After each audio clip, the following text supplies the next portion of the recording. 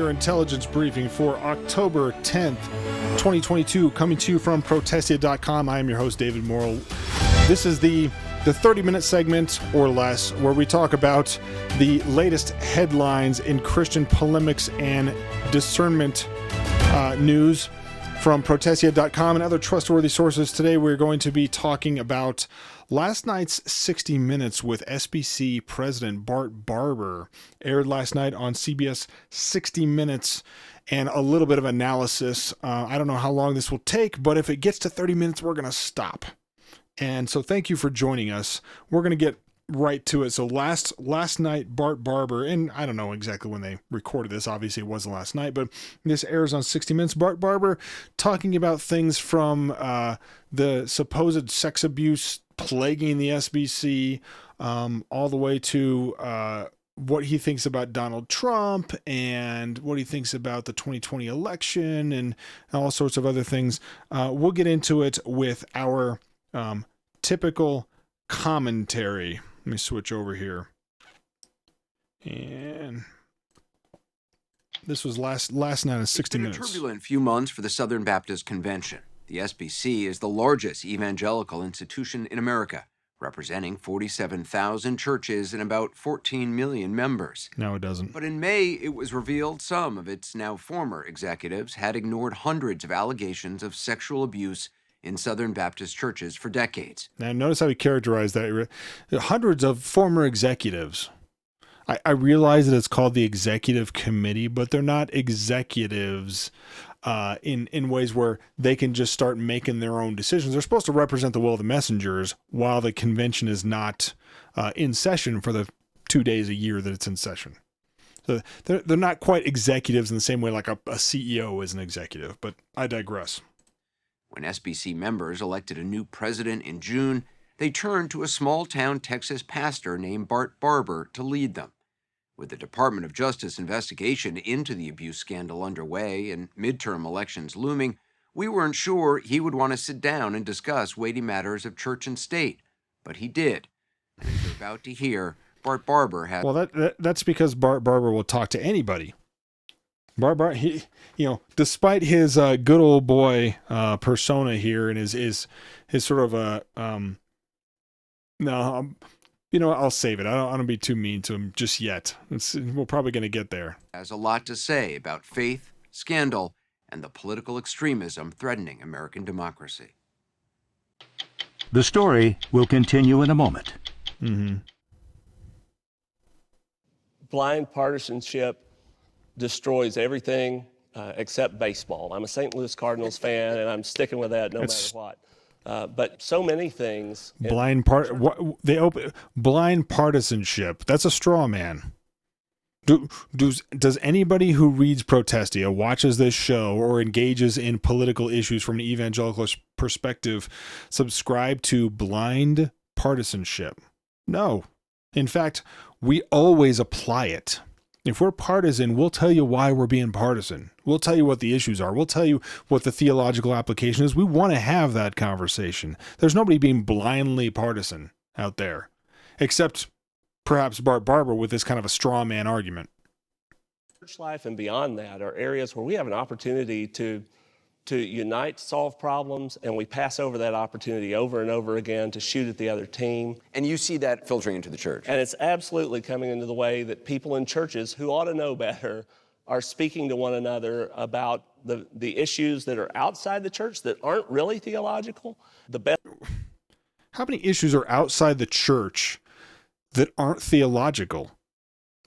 Like, there's some. Baseball is one. If you're a St. Louis Cardinals fan, I'm a Cubs fan, so obviously another reason to dislike Bart Barber. But that's a non-theological issue outside the church. The issues that we're all talking about when it comes to God's law affecting civil government, affecting laws, when it comes to abolitionist bills, when it comes to public policy and how that needs to be informed by our theological convictions, those aren't non-theological issues. So again, what is he talking about? What issues out there are being debated among evangelicals that are non-theological? They're all theological if you rightly apply what you believe and practice as a Christian to how you act in the rest of your life. Best characterization is they're not listening. Bart Barber lives with his wife and 2 children in Farmersville, Texas. What we're hoping to do is to use kind of regenerative farming method. That's He's got good. some That's land important. with a dozen or so cows. If you want to see people come to know Christ, the way to do that is to share the gospel and pray.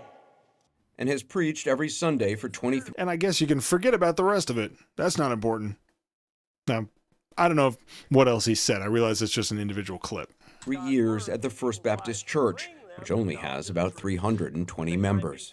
Only 320? Decide to try to become the head of the SBC? I believe that the Southern Baptist Convention faces. You see Anderson Cooper taking a look at the Southern Baptist Convention like it's any other denomination, like it's some sort of hierarchy. You become the president, and that means you're in charge, and you're in charge of all the other SBC churches, and you're in charge of all the SBC church members. That's how Anderson Cooper thinks of this. And unfortunately, Bart will not disabuse him of this, at least in this interview. Maybe he did and they cut it out. I don't know. But at least in this interview, he doesn't disabuse Anderson Cooper of this notion. Even, and this is why this is important, he doesn't disabuse him of this notion when it's because it's not convenient to what he's trying to claim about the Sex Abuse Task Force. The Sex Abuse Task Force raking the executive committee over the coals is based around this faulty notion that there's some sort of a hierarchy and that they have some sort of a control over local churches. They don't have that.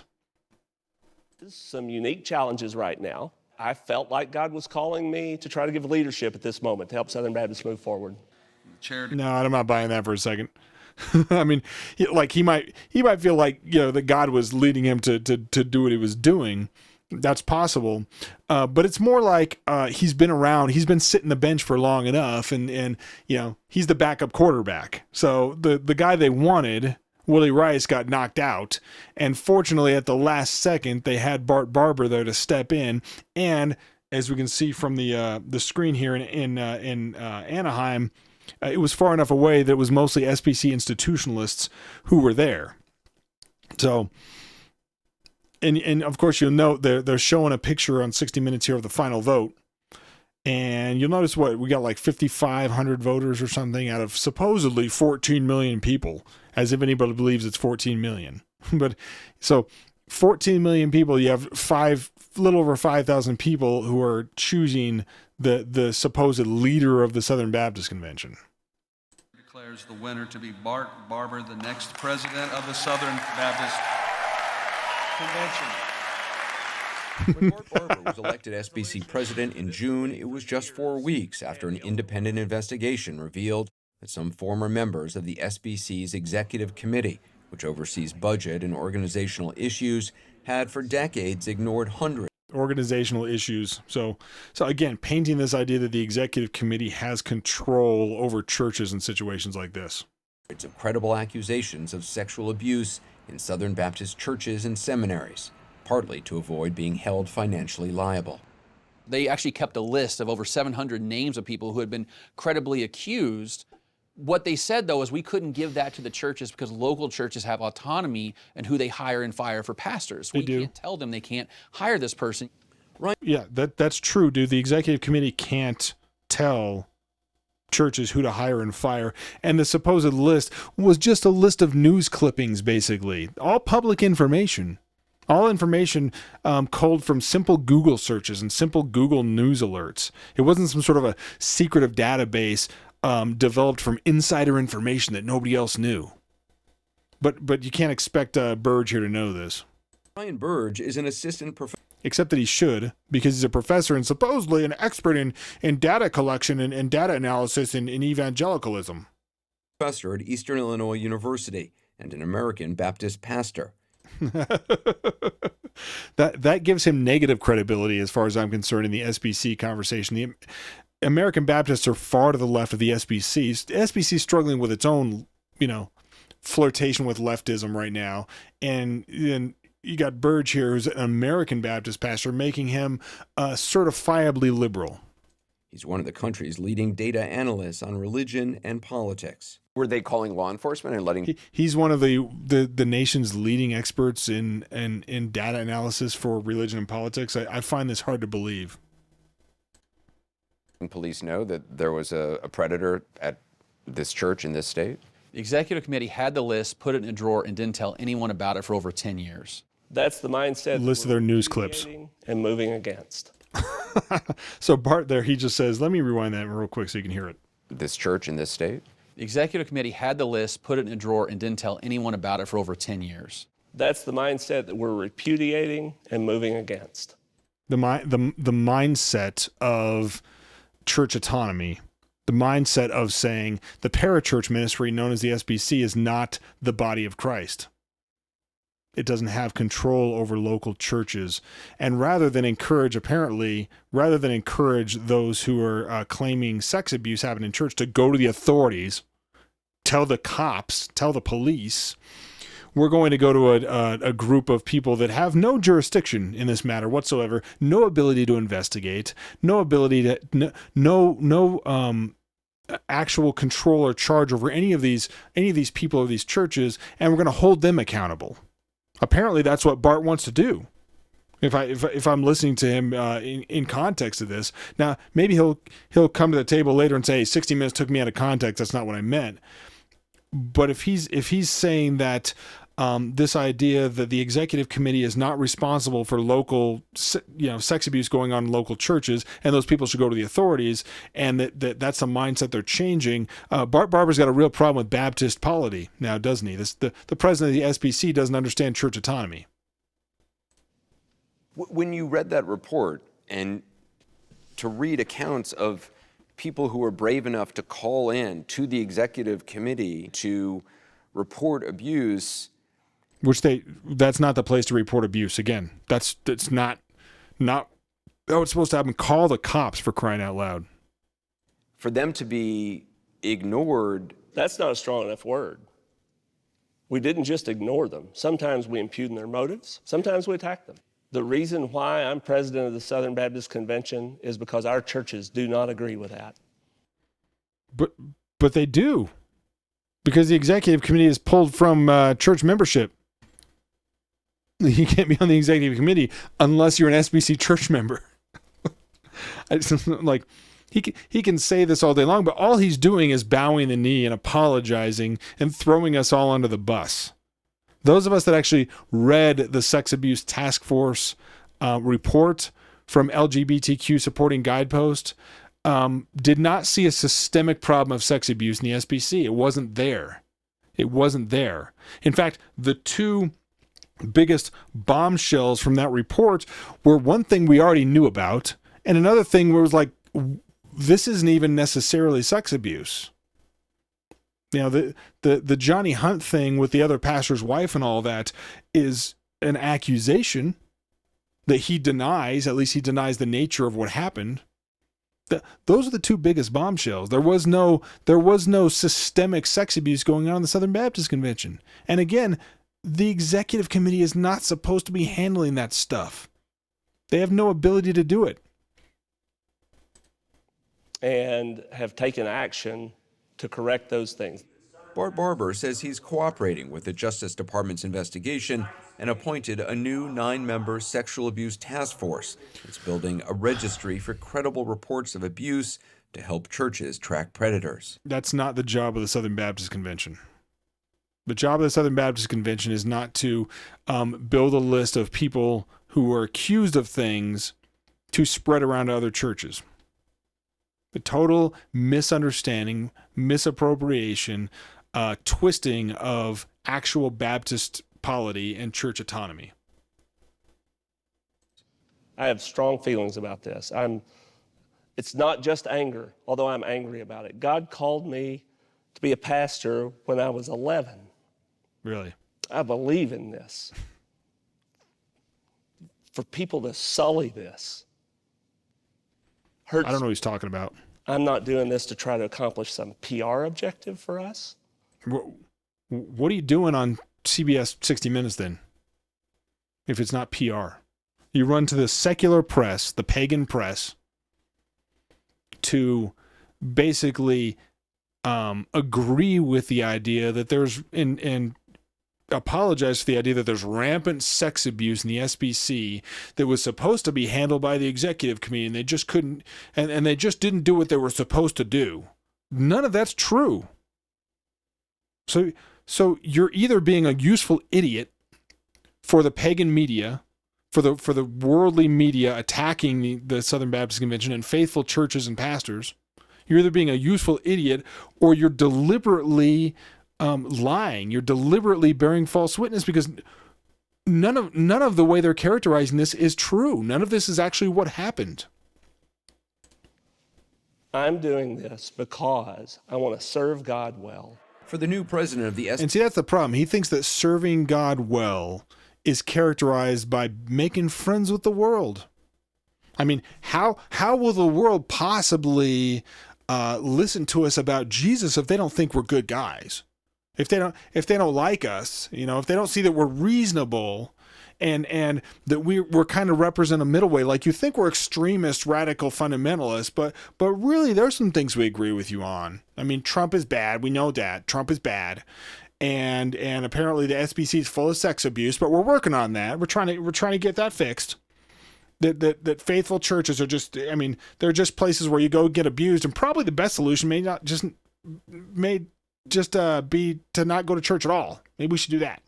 Because after all, churches, there's just sexual abuse all over the place.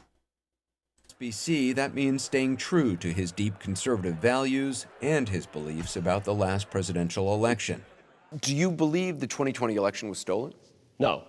You believe? No. So if he had said yes, would they clip this, pull this video down off YouTube? I'm just curious. You could probably say that on 60 Minutes, but then if CBS went and put that clip up on YouTube, would it get pulled down? Because you're not allowed to talk about the 2020 election from a certain angle, of course. I believe Joe Biden is the legitimate president of the United States. I do. Absolutely. I pray for him consistently as the president of the United States. I believe he was legitimately elected. Bart Barber told us that he doesn't believe the election was rigged. He does believe that Joe Biden was duly elected the president of the United States. That's a big deal. That's a big deal. Because as we know, Southern Baptist pews are filled with ignoramuses. They're a bunch of crazy fundamentalists. Evangelicals are a bunch of crazy fundamentalists. Unlike me, the vaunted college professor, American Baptist pastor. 60% of white evangelicals believe the election was stolen in 2020, and many, many Southern Baptists go to church every Sunday believing that. Southern Baptist pastors... Yeah, we go to church, and that's really at the forefront of what we're doing. You notice the mischaracterization here? They go to church believing that. It probably informs every single thing that they do. They probably talk about it. They probably have like secret clubs and things where that's all they talk about. That's really concerning. How could you possibly worship Jesus if you had concerns about the election? Have been afraid to speak about that from the pulpit because they know lots of people oppose that in the pews. So Southern Baptist pastors they'd really like to be able to speak out against the beliefs of their pew sitting congregations, but they're scared. They're scared because they have a Trumpian mob in the pews, and they can't possibly talk about it. They want to talk about it from the pulpit. They just won't do it because they have pews full of Trumpian crazy people with pitchforks and torches. How many voters is Bart Barber in a position to influence? At least 70 million people identify as evangelical today. He can have a huge impact when it comes to who they vote for and why they vote for that candidate. Yeah, 5,500 people voted in the SBC presidential election. So he got 3,000 people to say, I want Bart Barber out of the supposed 14 million, but he has a big influence. He just doesn't.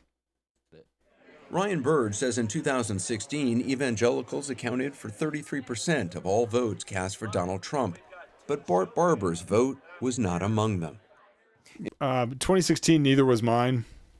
I wish it had been. If I could go back in time and correct it, I would correct it.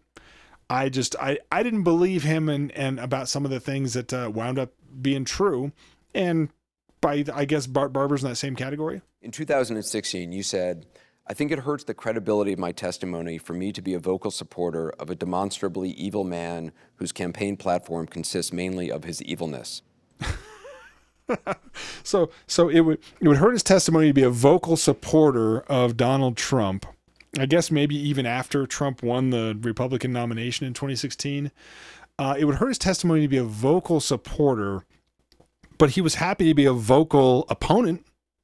He was happy to get on Twitter and vocally slime the guy. Like, dude, you just could have shut your pie hole and made a pragmatic decision. That's an option, you know. I know that Bart Barber's a Twitter addict, and I know he's got to sound off on everything. He thinks everybody's got to hear everything he says, but sometimes you can just make a pragmatic decision, and you don't have to love it. You can choose the lesser of two evils. That's still a good thing to do. Yeah, I did not vote for President Trump in 2016, and that lays out my rationale for that pretty well. What was the evilness that you saw? The way he treated women that had been documented at that point. I thought that a lot of the rhetoric about immigration was wrongful. A lot of Southern Baptists thought that the rhetoric about immigration was wrongful. Talking about legal immigration. Talking about legal immigration. You embrace it. I embrace it. When did you ever hear Donald Trump, leading up to the 2016 election, start bashing legal immigration? Like legal immigration. Yeah. Did he say things about illegals coming here and doing bad things? Yeah, he did.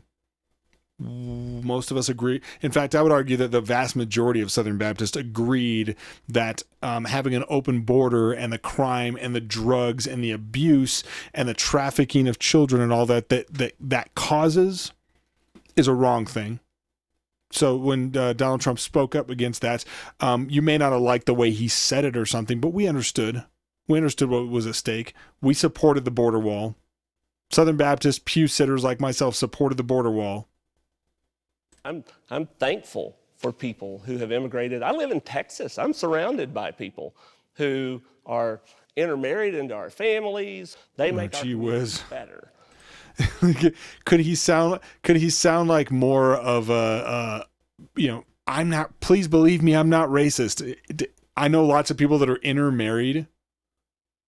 This is just gross. Just gross. Correct me if I'm wrong. And by the way, I'm not saying that someone of different ethnicity marrying someone else is gross. It's not what I'm saying. I'm saying the protesteth too much that we're seeing right here. Like it's awkward and bizarre. 20, you did vote for Donald Trump. Part of what changed is that the president...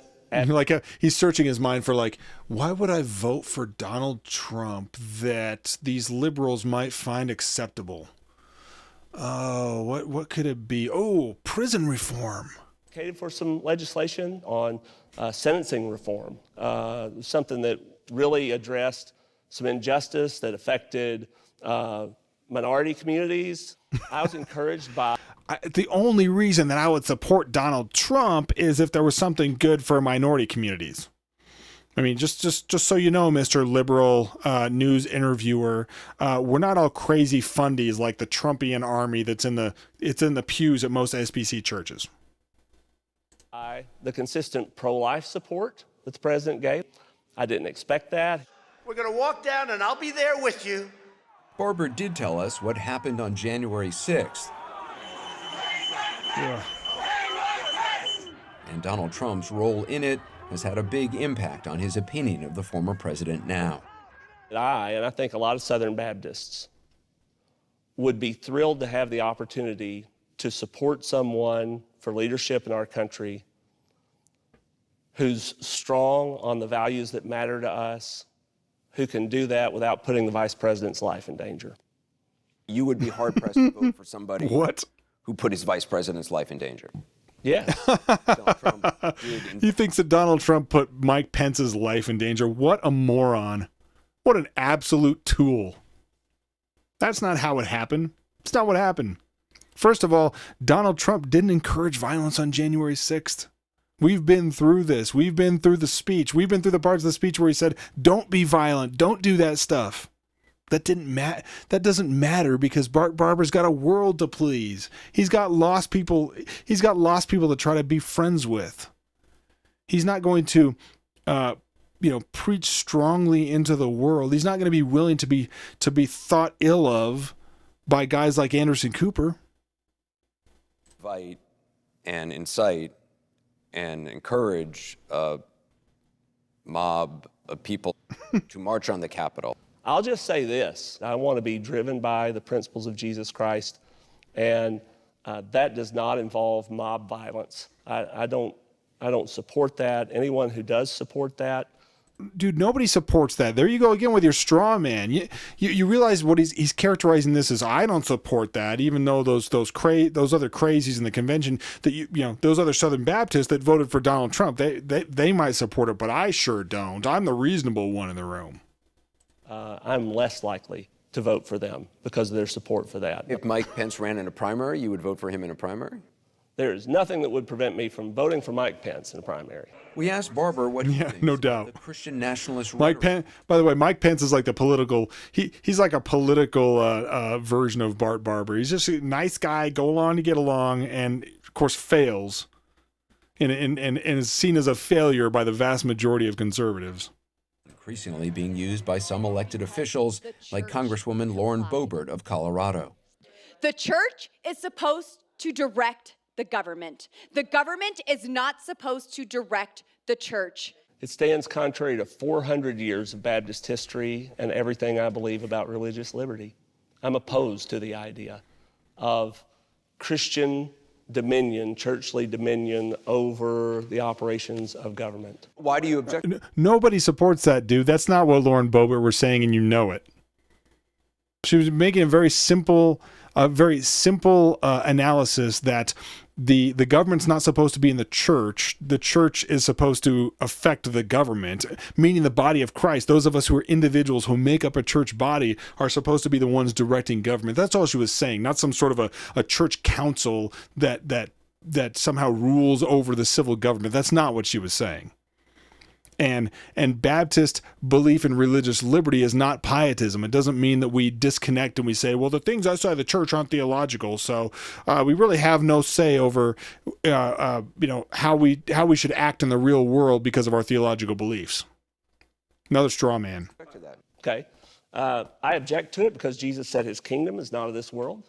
I object to it because historically, every time it's been adopted, it wound up persecuting. His kingdom is not of this world, which means Christians, what you do out in the secular area, really, that doesn't matter, Jesus' kingdom should not make itself known in politics because it's not of this world.